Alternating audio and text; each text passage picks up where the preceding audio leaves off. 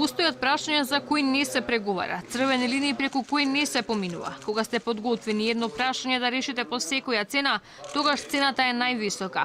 Преспанскиот договор носи бришање на македонскиот народ, непризнавање на македонскиот јазик и идентитет. Ќе останеме држава на Балканот без државотворен народ, порача председателот Ѓорѓе Иванов во годишното обраќање пред пратениците.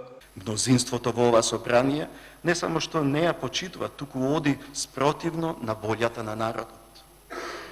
Република Македонија е нашиот заеднички дом.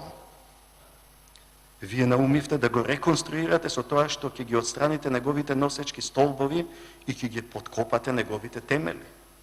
Носечките столбови се уставот и законите. Темелите се клучните државотворни документи на АСМО. Каде е свеста дека со тоа се ризикува да имаме дом со раскопани темели и со разнишани столбови? Зарем таков дом ќе им оставиме на нашите деца и внуци? Вината за состојбата во која се наоѓа Македонија Иванов им ја припише на владата и парламентарното мнозинство. За прв пат, вели председателот, власта побара од народот сам да се самоукине, а тоа да се претолкува како негова сопствена волја. Резултатот на референдумот беше доказ дека македонскиот народ не дозволи да биде уценет. Тивкото мнозинство донесе гласна одлука.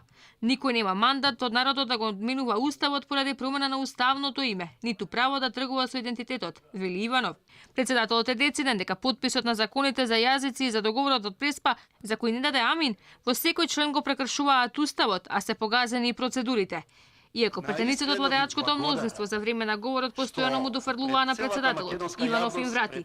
Нивната цел за помирувањето е уцена за уставните измени. Законот за амнестија го подпишал поради патриотите, а не поради бројното мнозинство. Ако вие законот за амнестијата го донесовте заради пратениците со цел да ви помогне над уставните измени, јас го подпишав за да ги разоткријам вашите вистински цели и намери. Дека ова амнестија не е за помирување, туку за уценување. Со вакво помирување не може да се помири македонскиот народ. Но законот го подпишав и поради патриотите чија ненасилна љубов кон татковината очигледно била злоупотребена за други цели. Овој закон за амнестија нека биде сведоштво за двојни стандарди, бидејќи двојните стандарди се насилство против правдата. А без правда нема вистинско помирување. Без правда нема мир. Но во поделеното општество, какво што за жал е нашето, не може да се очекува зборовите да имаат иста вредност. Председателот ги повика претениците од власта да го слушнат гласот на народот и да ја отфрлат Преспанската спогодба и амандманите за промена на уставот.